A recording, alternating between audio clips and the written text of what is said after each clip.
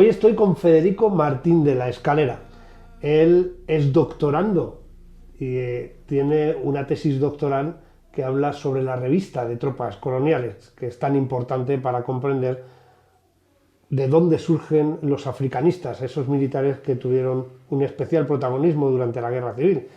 Recuerden que africanistas fueron no solamente los que van a combatir en el bando nacional, sino también muchos de los que lo harán en el bando gubernamental. Vicente Rojo estuvo destinado en regulares, José Miaja Menant prácticamente se llevó media vida destinado en Melilla, llegó a mandar incluso a alguno de los regimientos de la circunscripción, ya empezó incluso siendo capitán del propio Emilio Mola Vidal en las campañas posteriores a 1909.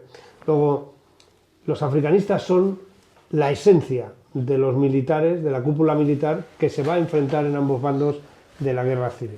Y la revista de tropas coloniales podemos decir que es el órgano de expresión de estos africanistas a partir de 1924, que es cuando nace la revista. ¿Qué tal, Federico? Muy buenas. Joaquín, buenas tardes. Y agradecerte este momento, ¿no? Bueno, que yo cuando empecé a escucharte los programas tuyos sobre historia de la Guerra Civil, hacia la Guerra Civil, me parecieron interesantes y yo me planteé, yo esto me tengo que conocerlo, ¿no? Y mira, aquí estamos. Aquí estamos en este entorno, fíjense ustedes que esto es todo, es prácticamente un museo, ¿eh? Estamos en un lugar donde hay muchísimos recuerdos de la revista de tropas coloniales, luego haremos algunas fotografías, ¿Sí? Hay maquetas, hay también pinturas de las que aparecían en la revista y... Fotografías, efectivamente, de tu abuelo, de tu padre. Cuéntanos un poco, ¿quién era tu abuelo? Bueno, mi abuelo, Antonio Martín de la Escalera, es un oficial del cuerpo jurídico, nacido en Santander en 1892. Él viene de una familia de clase media de marcado carácter católico, porque eso sí a él le supondrá un destino en su vida. Y él pertenece a esta familia donde sus 4 hermanos, los 4 varones, eligen la milicia como profesión. Da la casualidad que 3 de ellos son de ingenieros, uno entra en infantería y acaba en la Academia de Guadalajara, y otro empieza en la Academia de Guadalajara pero acaba en infantería. Se dio la circunstancia que coincidieron los 3 en Guadalajara y tenían una señora, porque los alumnos de Guadalajara vivían fuera, no pernoctaban en la academia, estaban en régimen exterior, ¿no? Y los 3 vivían en un piso y tenían su señora que les hacía y les cuidaba y tal, ¿no? Mi abuelo, que era el pequeño, ingresa en el cuerpo jurídico del ejército. Persona culta, viene de cuna, por su padre sobre todo, ¿no? Muy versado en letras clásicas, en historia, en literatura, y mi abuelo él tiene un periplo que llega a estar en Mallorca, en Tenerife, pero acaba estando en Ceuta, un poco siguiendo el rastro de su hermano mayor, que es Federico Martín de la Escalera, que este ingeniero que es un ingeniero destacado, que tuvo un desempeño significativo sobre todo en la zona de la Yevala, Tetuán, Xahuen, ¿no? y Larache. Mi abuelo en el año 24 se decide un grupo de militares, son militares, todos, el fundar un órgano de prensa, que es la revista de tropas coloniales. Hay 2 personajes que son realmente los impulsores en el inicio, pero claro, al año desaparecen, precisamente por los periodos de campaña, ¿no? Que es José Valdés Martel, ¿no? Que ahora daremos un par de pinceladas. Ese es el gran impulsor. Es hijo de un doctor en leyes, y él tenía el deseo de hacer una revista de tropas coloniales. Bueno, pues mi abuelo es cofundador, y al cabo de los años será director y dueño, pero él será director ya con la Segunda República. La revista tiene 3 directores. El primero es el segundo jefe de la Comandancia General de Ceuta, que era Queipo de Llano, Gonzalo Queipo de Llano. Durará básicamente 6 meses nada más. La gente confunde, hay opinión que yo he leído por ahí que confunden que es que él se va por un enfrentamiento con Primo de Rivera, pero no es así. Él tiene un enfrentamiento con el comandante general de Ceuta, que es el general Montero, porque Queipo de Llano era el jefe de siendo general de brigada, aparte de segundo de la Comandancia General de Ceuta, era el jefe de la circunscripción de Sahagún. Y entonces ya estamos en el año 24 y él emite un informe denunciando el desabastecimiento de víveres que tiene toda la guarnición de Sahagún. Y eso irrita, y tiene un enfrentamiento y deja la plaza de Ceuta para irse a Cádiz. Entonces estuvo solamente 6 meses de director. Es curioso Queipo de Llano porque además lo poco que escribe en la revista durante el periodo de director vuelve otra vez a las andadas sobre las recompensas, la crítica abierta. A mí Queipo de Llano, de la revista de tropas en el inicio, que sí que se le puede, yo lo considero, porque el tema del africanismo, ahora comentamos un poco, yo tengo mi idea de lo que es el africanismo, pero lo que está claro es que Queipo de Llano, el discurso inaugural de Queipo de Llano, pues es un discurso de un deseo, un anhelo, es básicamente una contestación a la incomprensión que hay en la metrópoli, sobre todo en la metrópoli, por parte de políticos, periodistas, incluso el ejército está dividido, junteros, africanistas y tal, ¿no? Y es un poco nuestro propósito, se llama, ¿no? Y es un poco romanticista en este sentido de una añoranza de tiempos pasados y una actitud de decir, bueno, esta incomprensión que además va avalada por otros escritores, por ejemplo, tú a veces has hablado de Augusto Barcia. Augusto Barcia, que era un republicano, civil republicano, escribe un artículo diciendo, prácticamente denunciando lo mismo, la ignorancia que hay del tema de Marruecos. Pero yo, sobre todo, está el artículo de Franco, que muy conocido de pasividad e inacción, ¿no? Pues un artículo muy bien escrito, ¿no? Porque Franco está denunciando, bueno, aquí, pasividad e inacción es sinónimo de derrota en las guerras, ¿no? Es como en la bicicleta, cuando tú no pedaleas, pues al final acabas cayéndote, ¿no? O te mueves y haces algo, o vamos por mal camino. Lo escribe de una forma muy, muy clara. Queipo de Llano tiene 2 artículos hablando del tema de las recompensas. Y eso sí que, en mi opinión, porque además yo creo que, claro, estamos en el 24, la pacificación es el 27. Yo creo que ya en el 26... Abdelkrim ya se ha ido, ya no va a ser mayor problema, el problema lo seguirá estando en Francia, tal, pero fíjate que 3 años después, Primo de Rivera se autoexilia y el rey cae. Y en parte, y sabemos que parte de ese republicanismo o pacto de San Sebastián, en gran medida estaba avalado por militares. ¿Y por qué razón? Bueno, ahí tú has comentado muchas veces, gente, el mismo Queipo de Llano, Eduardo López de Ochoa, todos estaban, no querían. Núñez de Prado. Todos. Brille. Y gran culpa, yo creo que la tenía la arbitrariedad en cuanto a ascensos por mérito de guerra, recompensas. Y Queipo de Llano es que es la primera de la frente, o sea, ya está denunciando eso y además en el segundo artículo es una requisitoria directamente al presidente del directorio, a Primo de Rivera. Queipo siempre había sido especialmente... ácido, ¿no? Sí, muy, muy complejo, ¿no? Sí. Y desde 1910 él es el que protagoniza aquellos artículos famosos firmando como Santiago Vallisoletano en el Sí.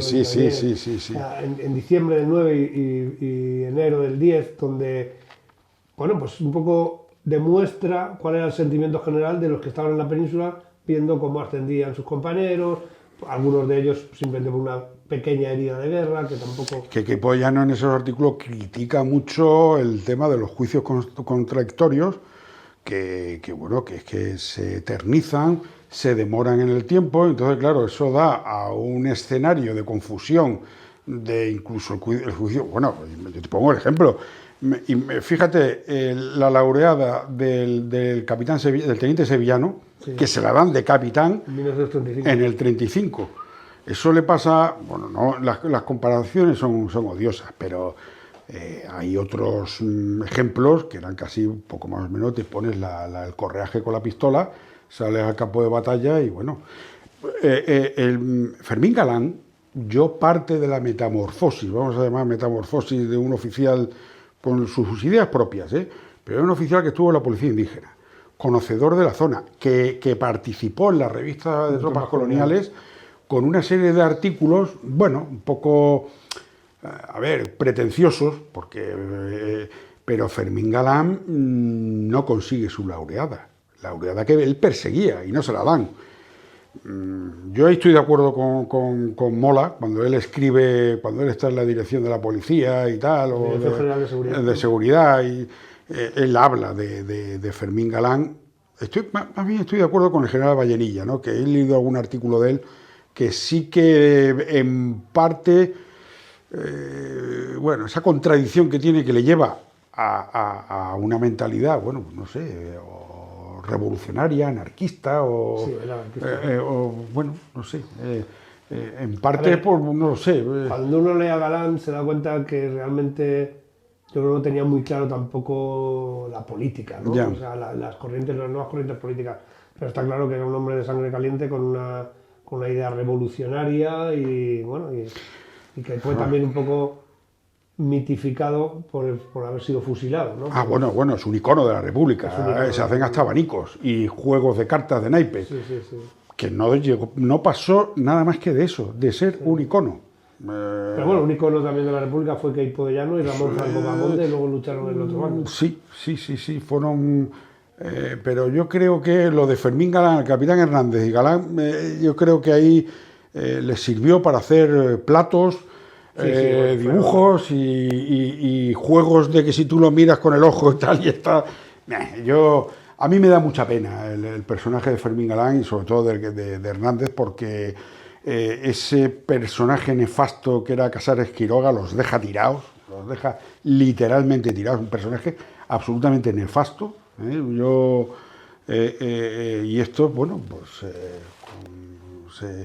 se echaron a la calle y acabaron los pobres pues donde acabaron, y es lamentable porque yo no creo, ellos tendrían su ideario y se alzaron pensando a lo mejor en algo mejor, por un ideal mejor, y acabaron. A mí, yo lo siento, por un personaje histórico que a mí me pesa, aparte porque son militares, que son soldados. Fermín Galán era un tío muy atrevido. En el año 24, cuando nace la revista de tropas coloniales, en la Yevala, en la zona occidental, en la parte de Shawen, eso conozco,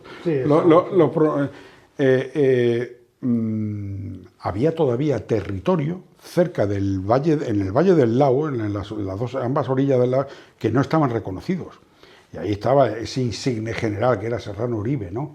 Que al final muere también a finales del 24, ¿no? Bueno, tiene un incidente con Fermín Galán gravísimo, porque Fermín Galán, estando en la policía, había estado en la policía indígena, ¿no? Y decía que era conocedor del terreno. Bueno, iban a hacer una expedición ahí con la presión del paqueo y de las cávilas ahí levantándose y tal, de tomar una loma a 2000 y pico metros de altura, que era el pico Majaora, ¿no? Y él decía que había un manantial de agua, no había nada. Entonces ahí hay en ese momento de la crisis del Lao, a finales del 24, ¿no? Es un momento crítico, y ahí estaba también Fermín Galán, ¿no? Era un hombre... Que además lo defienden Franco y Mola, ¿eh? Sí, porque, bueno, él estaba a las órdenes de Franco, él estaba, me parece que junto con Hernández, uno estaba en no recuerdo ahora si en la Quinta Bandera o... Sí, efectivamente. Fermín mandaba una compañía en ese momento. Siendo teniente lo mandaba una compañía. Sí, teniente legionario.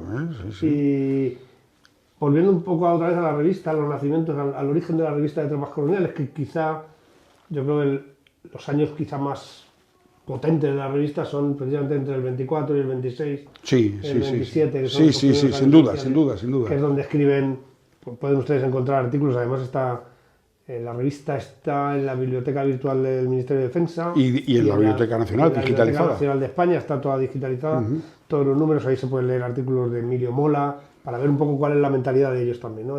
Emilio Mola, del propio Francisco Franco, que sería el segundo director de la revista. Segundo director a partir del 25. Ahí estuvo Bermúdez de Castro un poco de director honorífico y tal, pero enseguida Franco, que es una estrella, Franco es la estrella emergente en el 24 después La de... retirada de Sagüen. No, incluso yo creo que de la crisis, cuando Primo de Rivera baja Sí. y se hace con la alta comisaría y con el mando del ejército de África, ¿no? Aquel famoso suceso de Bentiev, de los huevos, que, a ver, tampoco no hay ni fotos, no hay, porque a mí me cuesta trabajo creer No, yo no creo o sea, que le pusiesen a que hubiese algunas arengas del credo legionario en algún barracón y tal, que a lo mejor a Primo de Rivera le pusiese a chocar, eso sí me lo creo, pero yo estoy de acuerdo con un artículo de Ricardo de la Cierva, que le está haciendo una entrevista directamente a Franco. Franco niega todo eso, pero Franco lo que dice es que después de esa comida tiene una reunión en Melilla por la noche con Primo de Rivera. Inmediatamente Franco sale catapultado, porque ya ya es finales del 24 y sí, es la retirada. Franco ya llega ya los siguientes pasos del desembarco a Lucema y tal, y es el ascenso ya meteórico, ya a coronel. Aquí estamos hablando que en el 24, en el inicio, Franco es teniente coronel, coronel en el año 25, y ya asciende a general de brigada.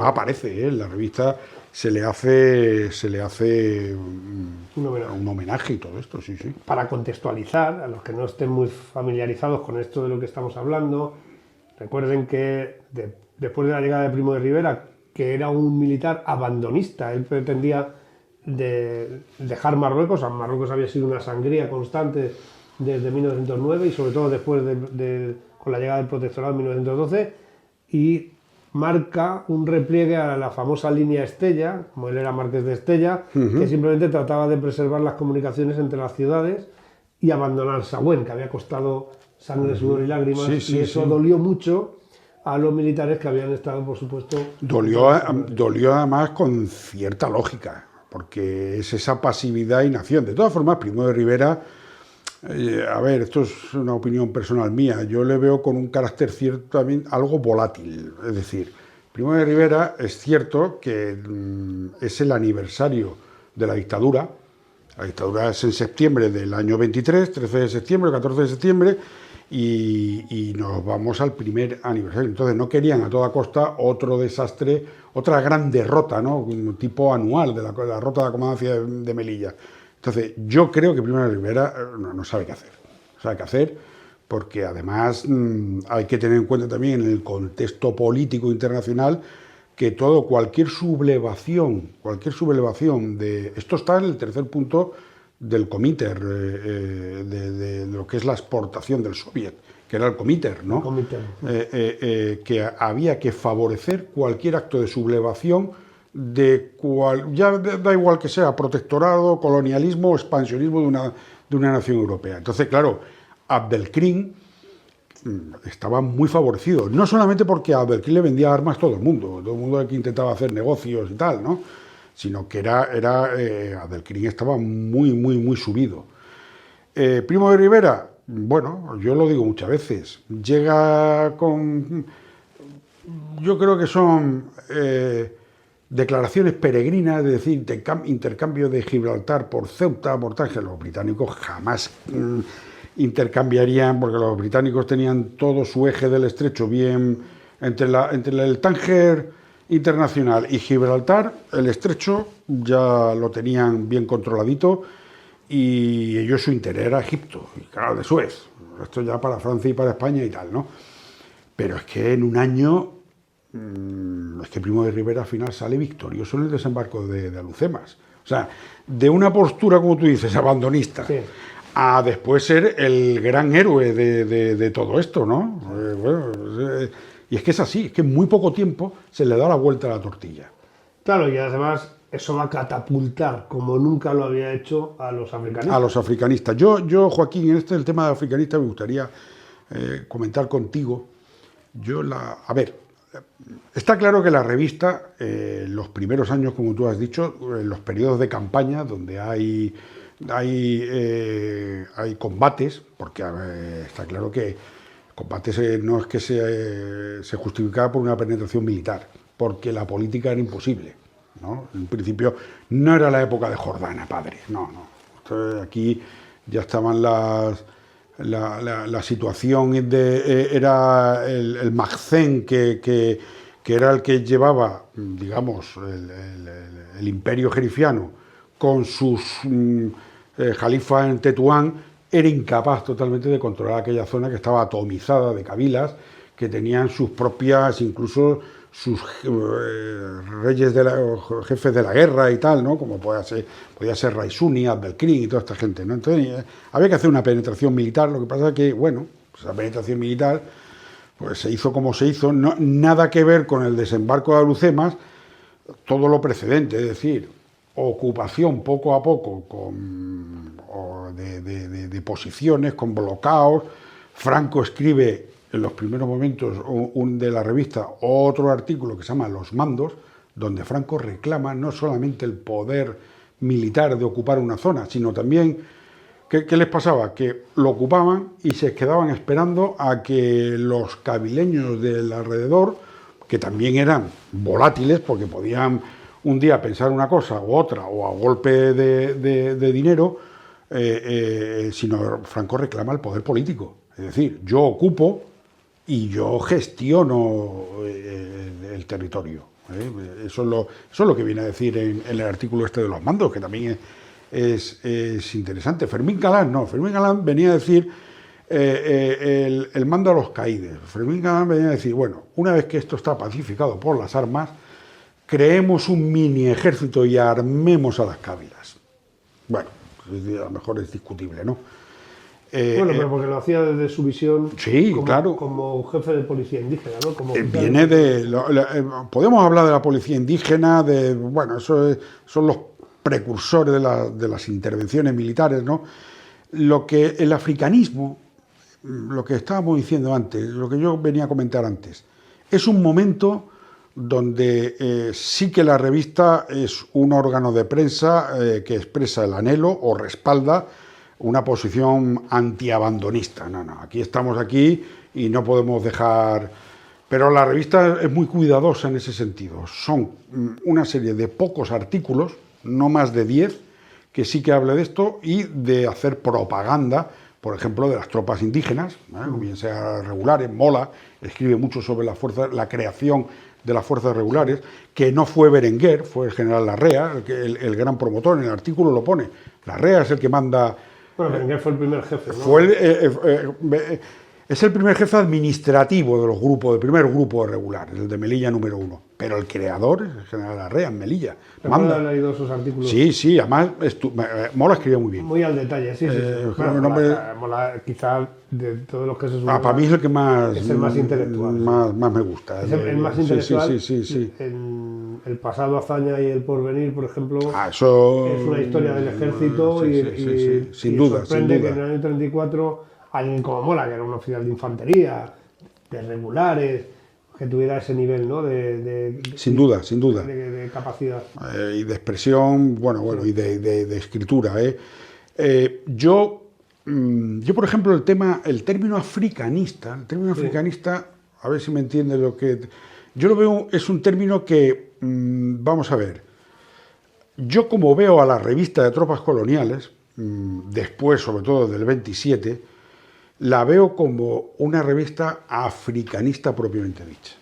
¿Qué quiere decir? Pues africanista, una propagadora de estudios africanos, hispano-marroquíes. Bueno, es que el nombre de africanista... Es que tiene muy... Claro. Yo, por ejemplo, yo creo que el término africanista tiene una versión acuñada en el franquismo. Por ejemplo... Sí. Bueno, Mola, por ejemplo, en el 34, en la revista, en en el pasado, hazaña y el porvenir, creo que lo menciona una o dos veces. Sí. No es un término que se emplee de forma genérica. Sí, como por ejemplo el término de junteros. Ya, no, claro. Aquellos, No, eso estaba... Claro, además los hablan con ellos de forma muy despreciativa, porque ya saben que los junteros son los que más o menos viene el nombre de las famosas juntas de defensa, que fue una rebelión mesocrática, de carácter mesocrático, que prácticamente lo inundó todo y que congeló los ascensos por méritos de guerra, aunque no de una forma 100% legal, pero porque no estaba así contemplado, pero sí que consiguieron, a través de las famosas juntas, que no dejaban de ser sindicatos militares, que no se ascendieran. Yo lo de la ley de las jurisdicciones es una cosa que me choca mucho.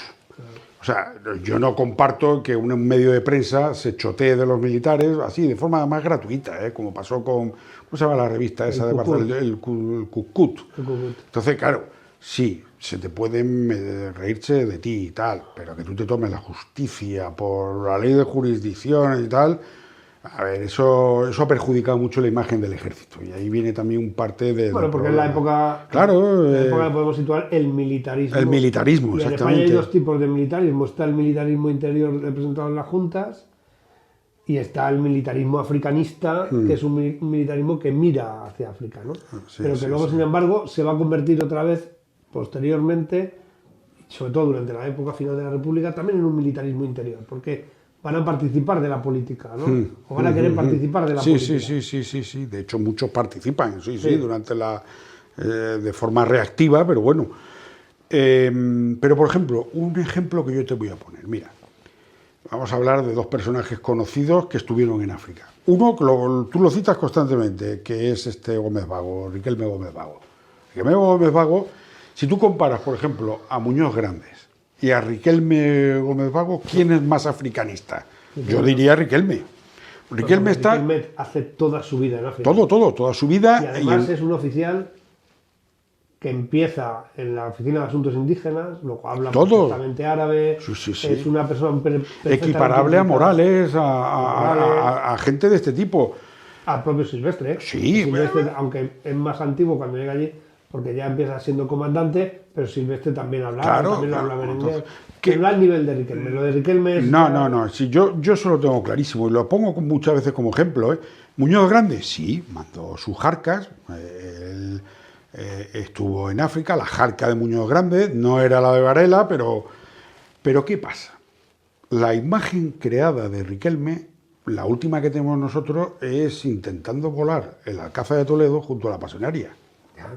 Y entonces, ¿eso qué pasa? Lo saca por completo. O sea, lo eclipsa por completo. Pero porque se eclipsa durante el franquismo. Sí, por eso. Durante el franquismo desaparece Riquelme. Todo el mundo, todos. Desaparecen todos los que habían permanecido fieles al gobierno de la República. Por eso, el término africanista, que hoy en día tú hablas del africanismo y puede ser incluso políticamente despreciado, es porque se malinterpreta porque es un término fraguado quizás durante el franquismo, y no es verdad. O sea, el militar africanista que ha hecho su desempeño, sus campañas, Riquelme estuvo ahí en la subida de Sauguen, en el repliegue de Sauguen, pero siendo general de brigada, combatiendo ahí donde estaba la estación de tren, que ahora te diré el nombre, ahora no me acuerdo.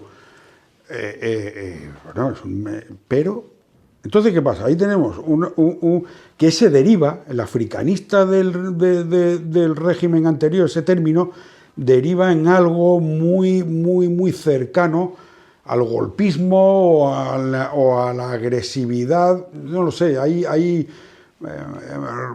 María Rosa de Madariaga lo comenta con algún otro artículo que hay, y el africanismo es otra cosa. El africanismo Estoy completamente de acuerdo. De hecho, yo tengo muy claro que para mí Riquelme, lo digo constantemente, es el africanista modelo. Militar africanista de desempeño, de trabajo de vivir allí, de estar implicado con la población civil.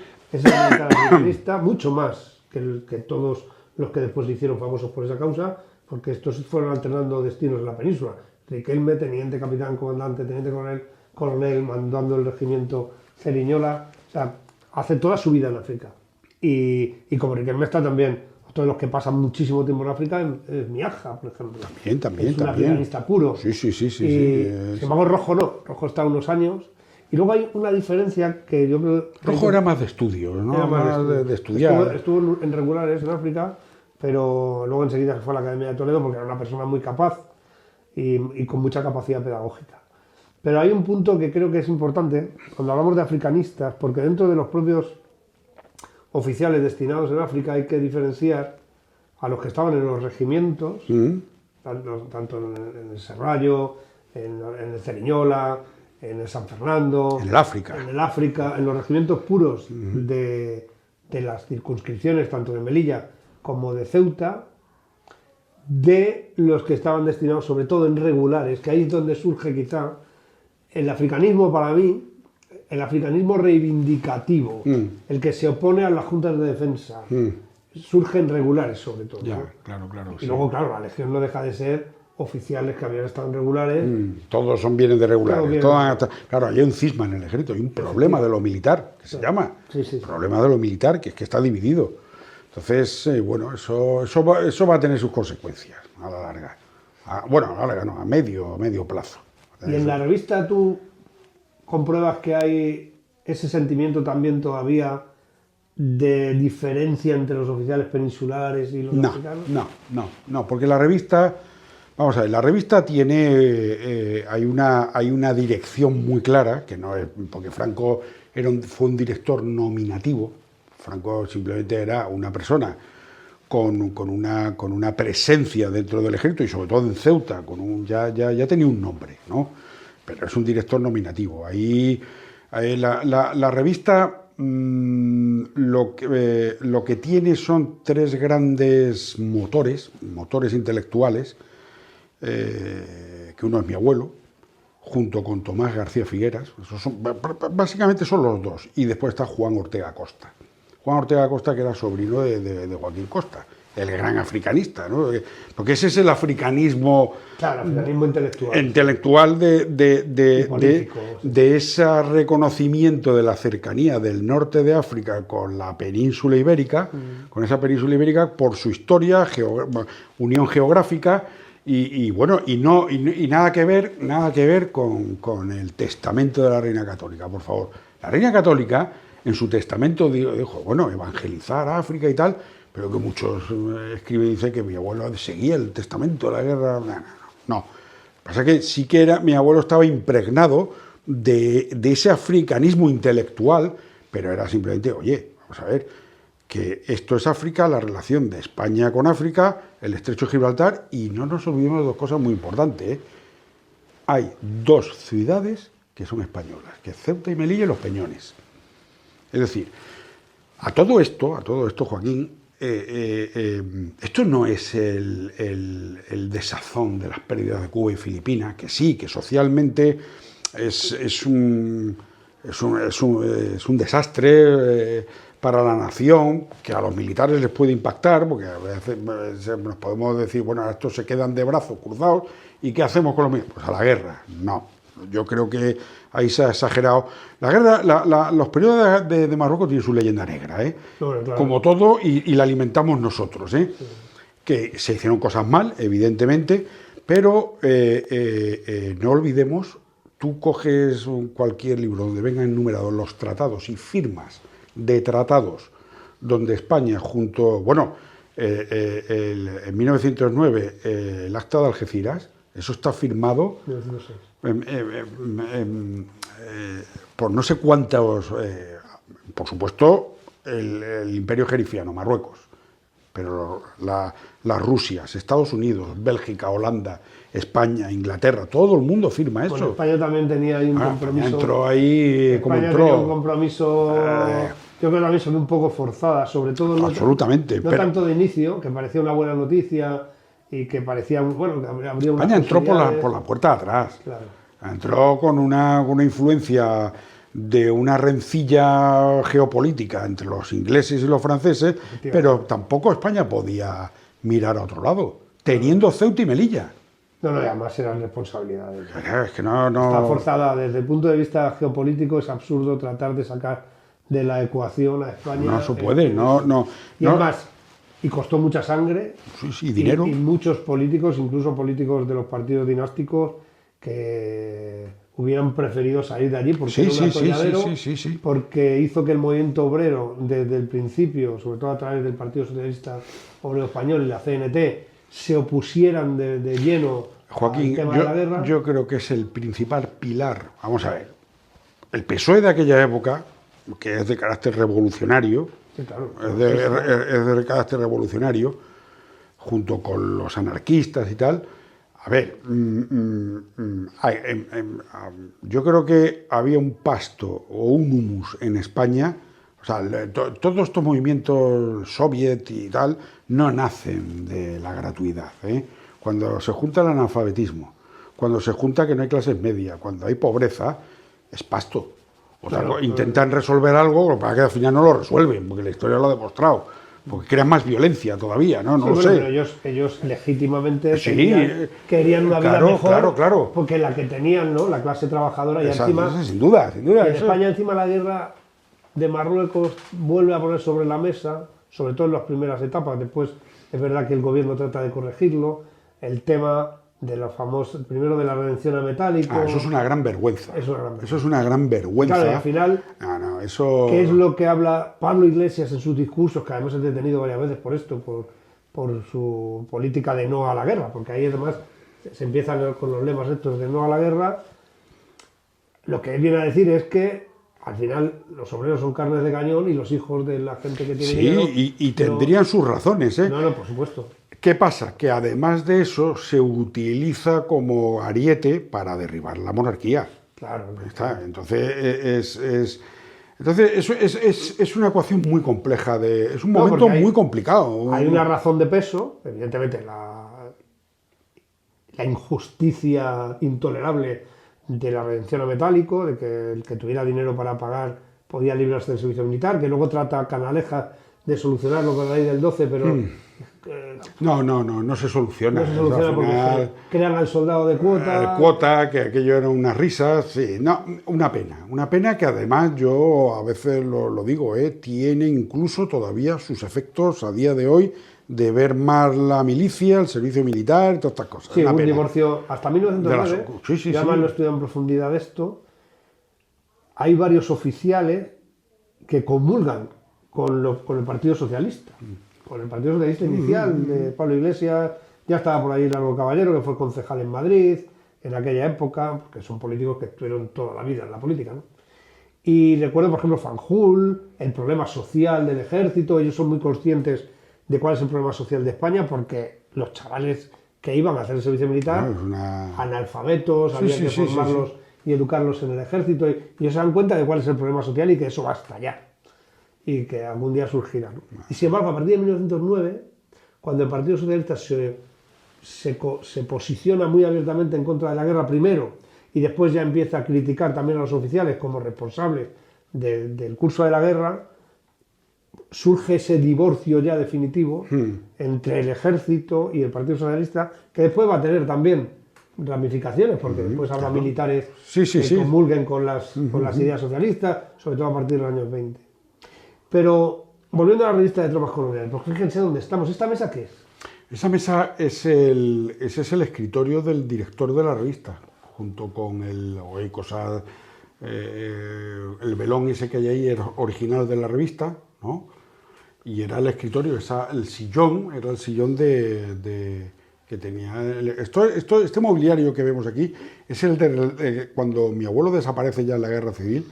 Esto vuelve a casa de mi padre y se conserva, y son los pocos restos que quedan de la redacción de la revista. La revista en el año 24 adquiere un terreno. La revista estaba ligada a la Legión, O sea, la Legión, posiblemente por la mano de Franco, se les da unos terrenos, se le da un edificio que es un torreón, se construye un torreón copiando uno de las torres de la Alhambra granadina, ¿no? Que está todavía en pie, ¿no? En lo que es hoy en día el Casinillo de la Legión en Ceuta, y ahí se establece la primera redacción. Tenía un jardincillo con unas fuentes y tal, y es un sitio espléndido porque tienes toda la bahía de Ceuta, enfrente tienes Cabo Negro. Cabo Negro es donde entra todo el río Martí, que es el río que baña Tetuán, ¿no? Entonces, es un sitio privilegiado. La revista se establece ahí. En su origen estaba en un piso. O sea, tú ves de los papeles que tenemos, ya te pasaré alguno para que lo pongas, del puño y letra de Queipo de Llano, de cómo darte de alta. Nombre, apellidos, cuotas, que se pagaría por cada revista, la suscripción de la revista, ¿no? Eso estaba la razón social en un piso de Ceuta. Pero después pasa a ese torreón que eran terrenos de guerra de la Legión. Hay un secretario que es José Miró Bernat, que esta es una historia muy curiosa, porque este es un estudiante de ingeniería de caminos que por cualquier motivo, eso me lo ha contado a mí la familia, ¿no? Decide dejar Madrid, estudiar a Madrid, y este se va a una de las banderas que mandaba Franco. Y Franco lo pone de secretario de Hacienda teniente, enseguida, ¿no? Un hombre con estudios y tal, ¿no? Y Franco lo pone de secretario. Y después fue alcalde del Pardo. Ya en los años 60 y 70 fue alcalde del Pardo. La revista tiene su redacción ahí, y como te he dicho, ahí hay tres motores intelectuales. Antonio Martín de la Escalera, que es mi abuelo, Juan Ortega Acosta y el insigne africanista que sobrevivió. No tuvo ningún desempeño en la guerra civil, Tomás García Figueras. Esos son los tres motores. Los tres motores. O sea, que en esa silla... Ahí se senta Franco, sí. Se ha sentado Franco, se ha sentado Queipo de Llano... Sí. Queipo de Llano no lo sé, pero Franco y mi abuelo sí. Sí. Y aquí hay cosas de vajillas y tal que empleaban cuando comían juntos y tal. La revista sí tiene, en los primeros años, bueno, tiene una crónica de campaña, analiza las crónicas de campaña tanto en la parte oriental como occidental, la cubren, y también analiza la crónica de campaña de la zona francesa. Es una revista, tiene un pensamiento, y esto hay que interpretarlo. Por ejemplo, la revista, yo sé que mi abuelo tiene artículos pro Liautey, o sea, mi abuelo era un admirador de Liautey, o sea, la visión del mariscal Liautey, el primer residente francés, de ver esa colonización francesa, porque también estaban, por ejemplo, el pensamiento de mi abuelo no era colonialista, era de protección, era de protectorado. Pasa que a lo mejor ciertas acciones colonialistas eran un medio para proteger. Por ejemplo, que la revista se hace eco mucho en tema social de impacto de la agricultura, de la ganadería, en la zona, en la cuenca del Arache, es constante. Los artículos que hay de cómo se implementa una industria agrícola, que sí, que va de la mano de colonos que vienen de Valencia, de Cataluña, a establecerse y a explotar, pero en el fondo a favorecer el progreso económico de la zona, del protectorado, ¿no? Eso la revista constantemente se hace eco, incluso desde los primeros años. Ya cuando ya llega la pacificación, en el 27, también te tengo que decir una cosa que es interesante, la revista era privada. ¿Por qué era privada? La revista se sufragaba con fondos propios, y hay una cosa muy clara. Si tú coges una revista y ves toda la propaganda que hay del negocio incipiente que hay en Ceuta. Ceuta fue ciudad española, por la internacionalización de Tánger se vio muy beneficiada. El puerto de Ceuta se vio, porque ahí entraba todo el flujo de entrada de mercancía, no era por Tánger, era por Ceuta. Entonces, hoteles, fábricas, manufactura, imprentas, había de todo. Es impresionante eso, porque cuando uno mira efectivamente las hojas de publicidad De todo, y de todo. y te das cuenta de los Dinero, precios del pan, todo. de las subsistencias, ¿no? Es que ahí son 5 o 6 páginas nada más que de anuncios. Sí. Entonces, Te da claro, muchísima información de sí, cómo la revista era... La revista, yo por la información que tengo, los papeles que tengo, a ver, yo tengo cartas de los principales pintores, de Mariano Bertucci, de Teodoro Minciano, todos cobraban los dibujos, la gente vivía. Además, que habían ido a Marruecos, no solamente a conocer el Marruecos, sino que yo yo hago un trabajo, pinto y cobro. Yo tengo, por ejemplo, el que tiene mayor número de artículos, que es Gonzalo de Reparaz, ¿no? Gonzalo de Reparaz, desde el 27 hasta... Vamos a ver, que se vea. Sí, esto es una portada de Mariano Bertucci. La revista de tropas coloniales, que en este caso lleva... Ese es el escudo de la Alta Comisaría. El escudo de la Alta La Comisaría. Alta Comisaría, sí. Haciendo propaganda de la Alta Comisaría. La revista estaba avalada por el Ministerio de Guerra, como de bien... Ahí tenéis lo que estamos hablando. Todo eso, esto es como se financiaba la revista. Con todos estos anuncios, ¿no? Y yo, vamos a ver, mira, pues que son páginas y páginas de hoteles, de todo. Sí, ¿eh? sí. La revista estéticamente está muy cuidada, muy cuidada. ¿Veis? Ahí tenéis dibujos de Mariano Bertucci a ambas. Esto es una técnica de pintura que es en caña, en tinta, que es como esos dos que hay. Lo que pasa es que eso yo ya tienen tantos años, ¿no? Que sea... La amarilla, sí. Pero estos los tenemos, los originales, Y esos dibujos están comentados por mi abuelo. Una revista con un impacto muy... Esta concretamente se ve ahí, el director aquí era Francisco Franco. Yo tengo todas las revistas estas en formato digital. Franco Bahamonde sin H. Qué curioso. Sí, a mí me han llegado a decir, Joaquín, que la revista, ya que la hacían 4 militares, cometían faltas de ortografía. Y eso del Bahamonde tiene su razón de ser. Eso Pilar Eyre en su libro lo describe muy bien. Que le recomienda... O sea, Franco es Franco Bahamonde sin H. Lo que pasa es que Pilar Eyre, en Franco Confidencial, ¿no? Se llama, es un libro que te lo lees rápidamente. No lo he leído, la verdad. Pues ella dice que bueno, que la familia política, los Polo, ¿no? Una tía de la mujer le recomienda que ponga la H porque venía de una familia más adinerada gallega, Bahamonde o algo de eso. Eso escribe, eso no... Pues lo tengo que comprobar porque yo juraría... En su orla, por ejemplo, de la Academia de Infantería aparece sin H. Aparece sin H. Sin Tengo H, que mirar sin H. en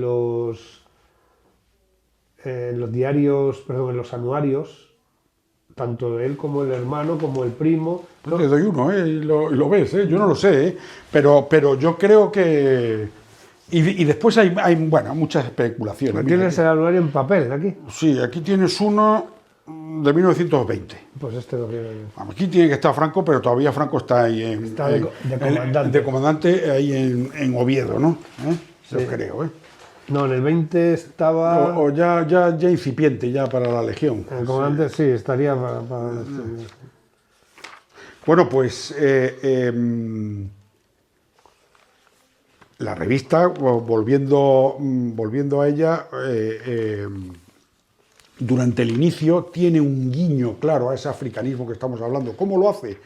Pues muy fácil. Ellos, tú fíjate, hemos hablado aunque Gonzalo de Reparaz, que es el que más ha escrito, Gonzalo de Reparaz escribe desde el 27 hasta el junio del 36, abre un artículo sobre titulado La tragedia histórica en el Mediterráneo de España. Es como si fuese una enciclopedia historicista de la presencia de España en el Mediterráneo, ¿no? Uh-huh.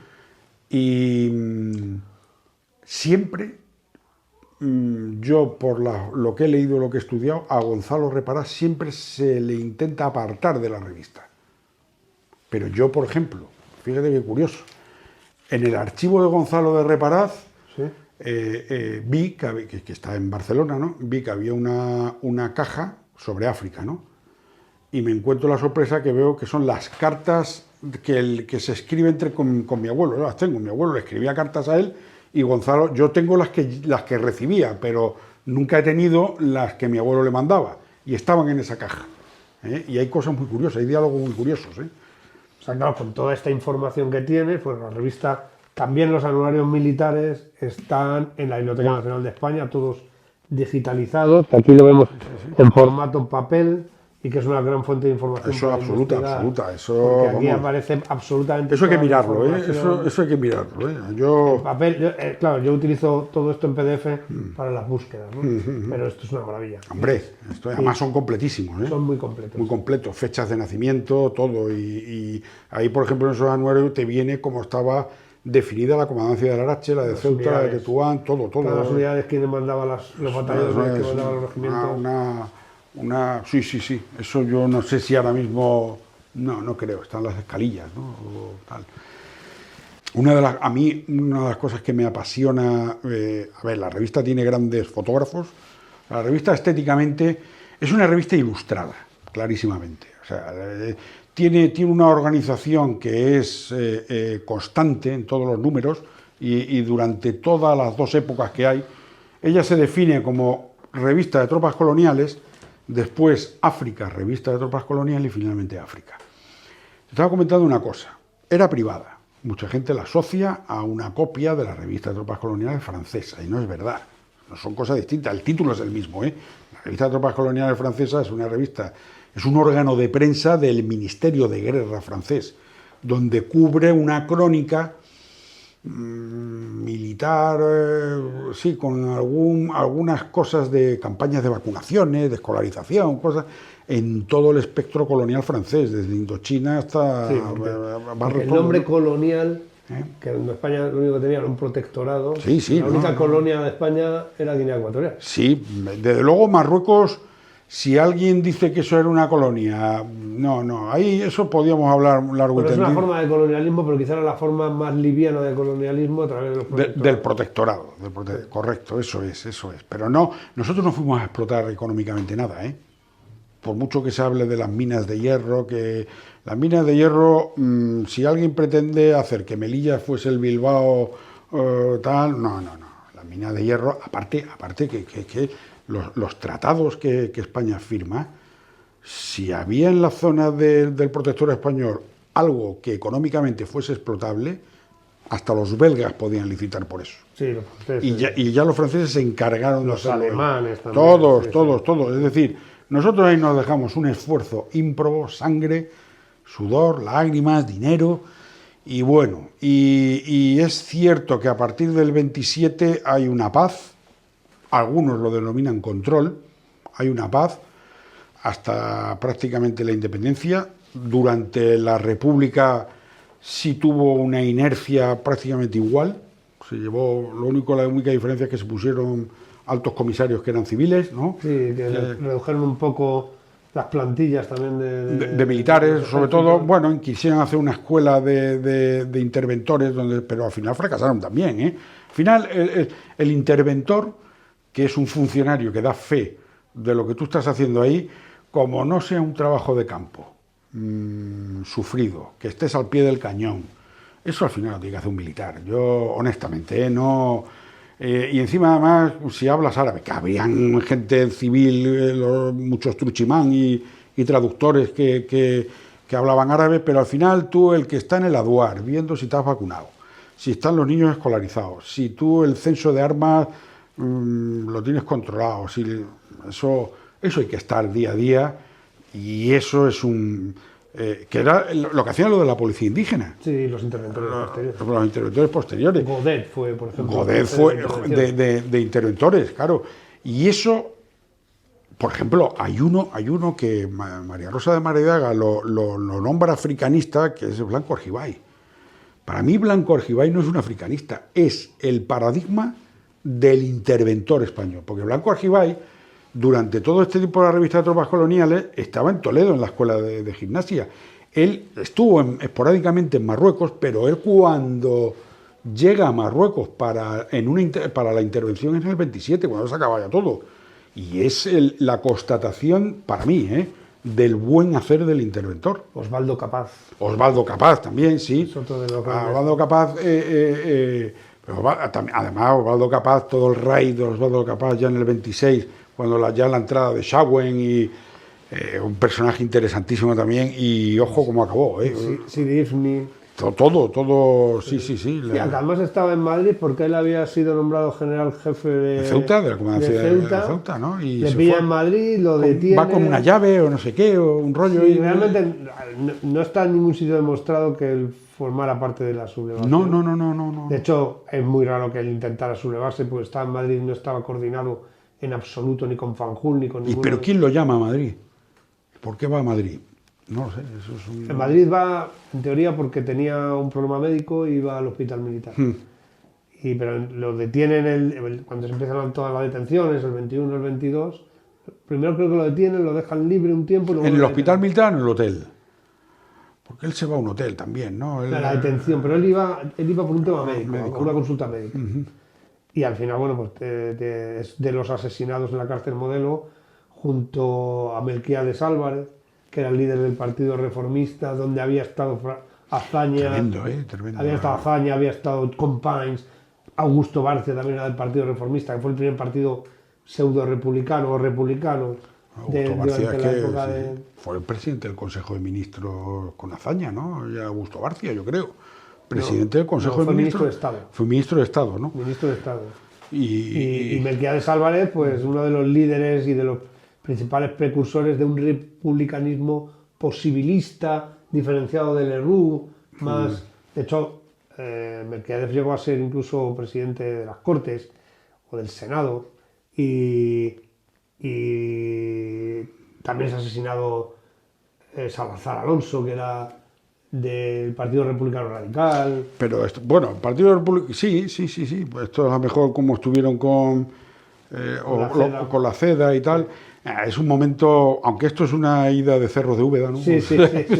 Bueno, pero es que es tremendo el momento, porque si Osvaldo Capaz o Fernando Capaz, ¿no? Este tenía el nombre de la dualidad, Fernando Osvaldo, ¿no?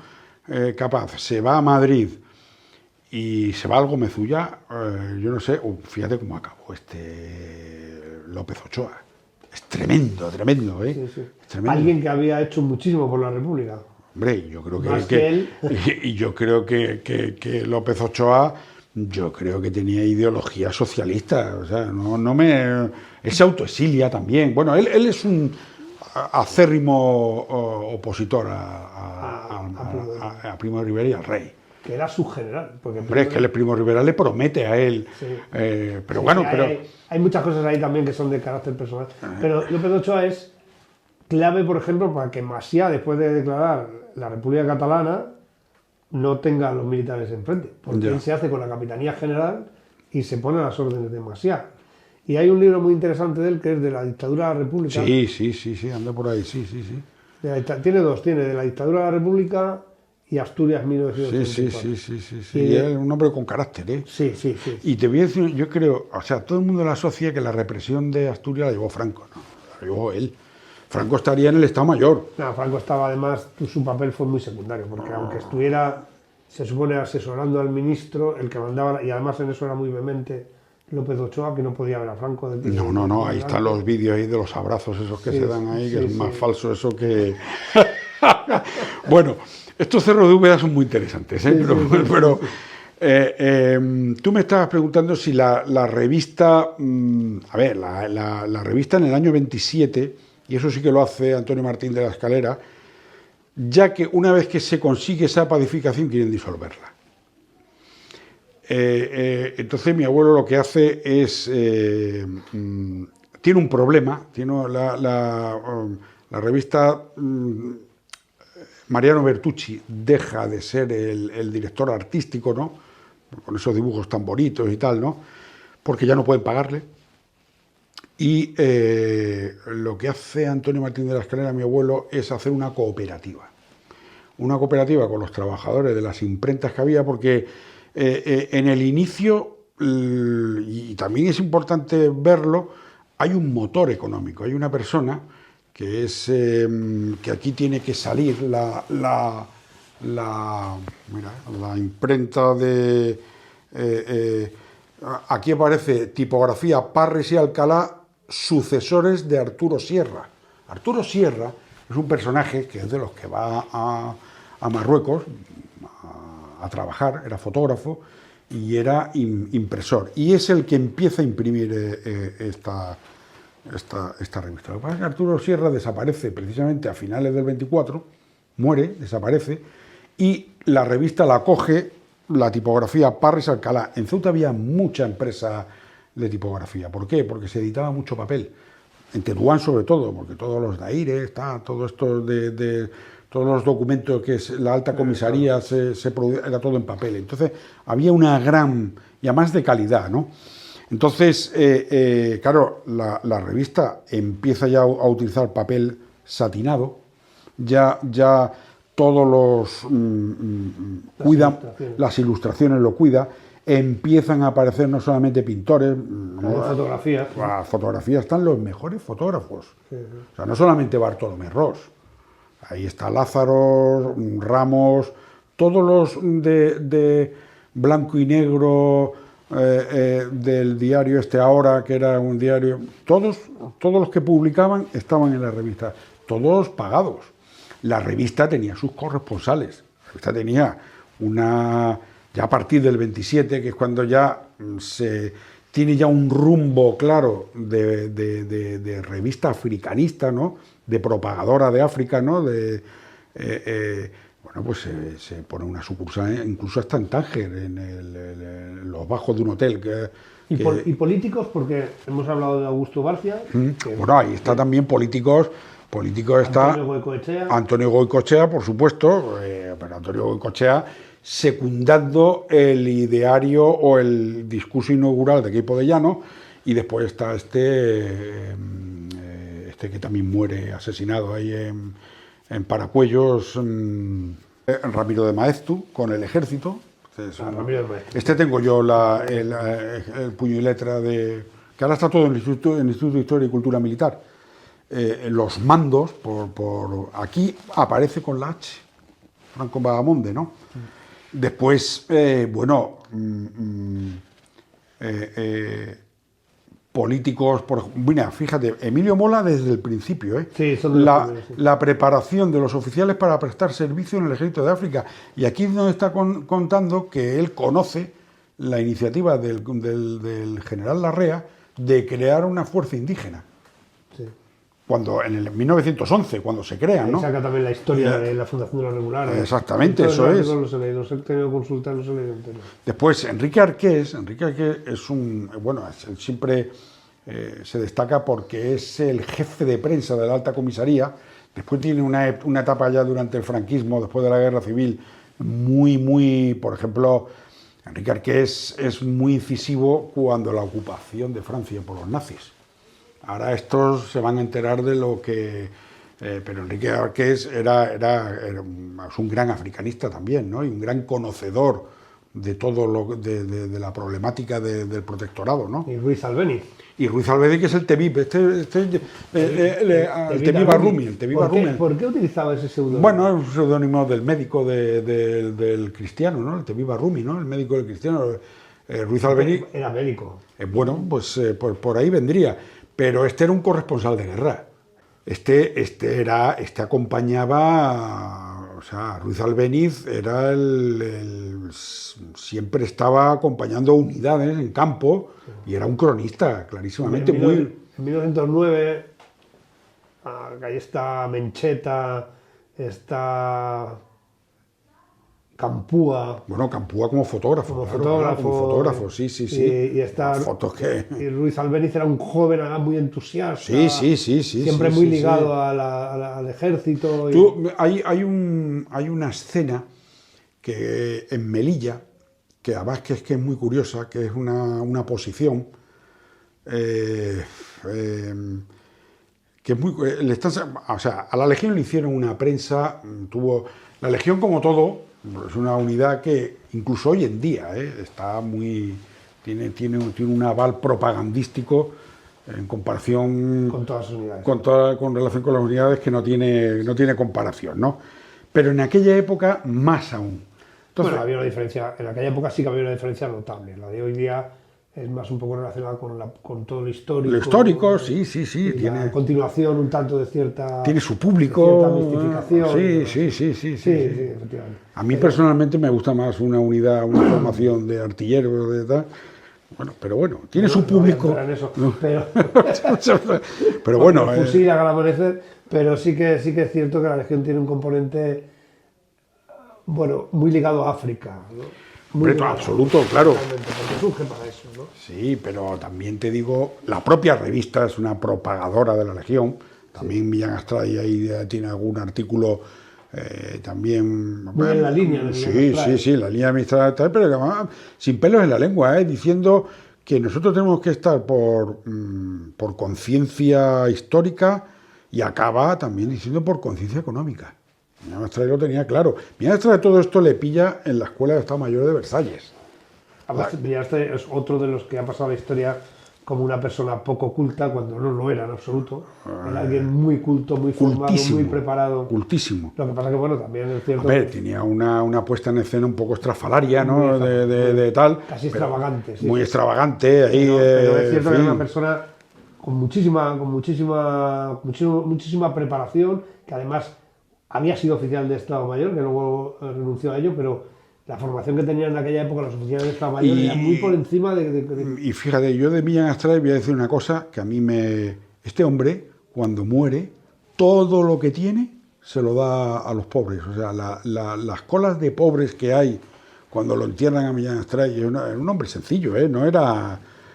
Y era un tío, yo creo que de su gente, ¿eh? Sí, bueno, la verdad que la mala prensa también que tuvo después con el incidente de Unamuno, que ya sabes que también hay mucha mitología con eso. Leyenda negra, yo creo, pues. Sí, hay mucha parte de leyenda negra. Sí, porque no sé. Aunque también te voy a decir una cosa, la película que han hecho hace poco de Unamuno a mí no me disgustó, la de Amenábar. A mí tampoco. A mí me gustó, Estaba muy bien hecha, sí. A mí me... Estaba muy bien hecha, mucho mejor de lo que yo esperaba. Lo único es que yo creo que Millán Astray no toma parte en la decisión de la Junta de cuando a Franco lo hacen generalísimo, Yo creo que no está ahí Millán Astray. Que no forma parte, pero ahí la película sí lo pone. Pues yo creo que no estaba tampoco. No estaba, No lo sé seguro, porque a Millán le pillan a Argentina el golpe de Estado. De hecho, él no sabía nada.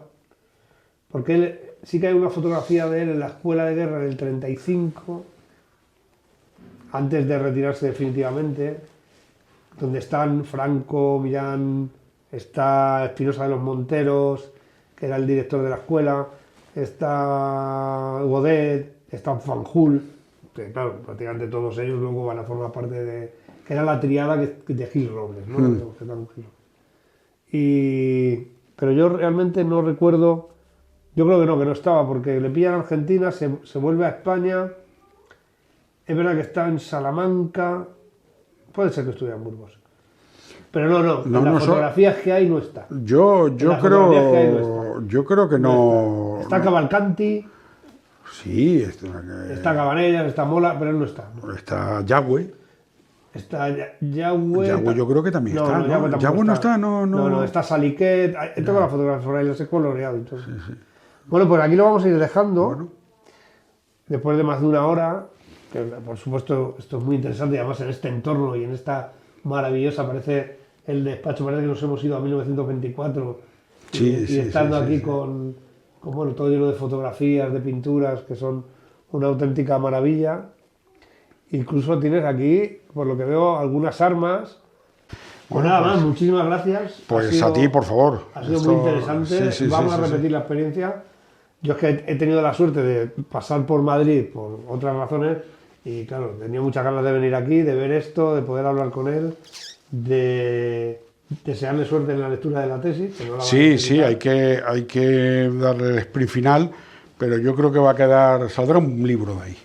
Bueno, claro, por supuesto. Ahí se tiene que salir un libro y bueno, y poner en la historia lo que fue la revista de Tropas Coloniales, no es otra cosa, igual. Bueno, para mí tiene mucha importancia. De hecho, ha sido una fuente del libro que he escrito hace poco, ha sido una fuente muy importante para la mentalidad, intentar reflejar un poco la mentalidad de los militares que estaban destinados. Sí. Y bueno, yo creo que uno de los grandes valores añadidos, la revista tiene un contenido arabista enorme, hay grandes arabistas que escriben, que después se tuvieron que exiliar también, ¿eh? El arabismo y el andalucismo y toda esa relación de lo musulmán con España, no solamente Andalucía, Toledo y Castilla, ¿no? Pues todo eso se refleja en la revista, ¿eh? Después culturalmente todo lo que es las charlas biográficas, que eran libros que estuviesen relacionados con todo el tema africanista, se hacían comentarios de libros que habían, y después los ecos, claro. Los ecos de Tánger, de Larache y todo lo que eran las principales ciudades, era un órgano de prensa de todo lo que ocurría socialmente y una gran promotora de lo que era una expansión económica que favorecía al protegido, a Marruecos. Que así fue, o sea, esto en el año 54 se le da la independencia, sí es verdad que surgen unos conatos de independentismo, que hay, pero nada que ver con lo que Francia tuvo que... Francia sí que tuvo cierta independencia con ciertos toques violentos, ¿eh? No solamente en Argelia, sino también en Marruecos.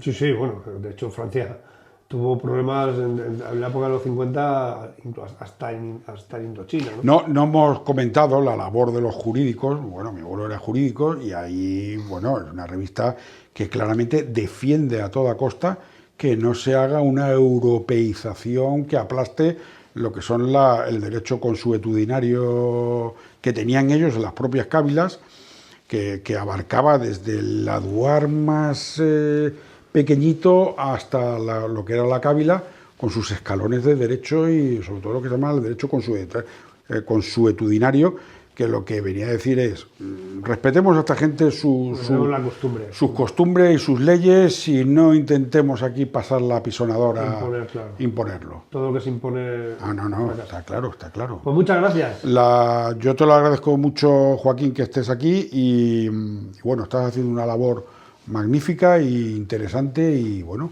y sigue así, ¿eh? tenemos cosas de que hablar, ¿eh?